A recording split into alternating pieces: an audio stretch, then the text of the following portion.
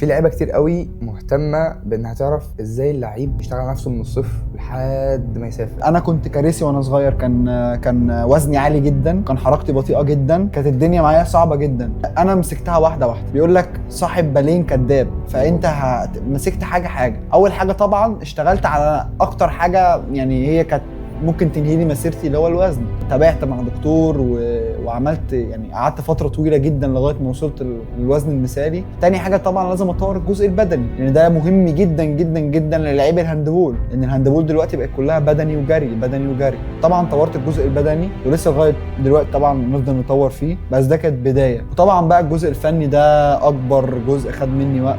انا ابتديت وانا كبير فما كنتش اعرف الحاجات دي، بس لازم اللعيب ان هو صغير يبتدي يسال هنا ويروح هنا ويجرب برايفت هنا.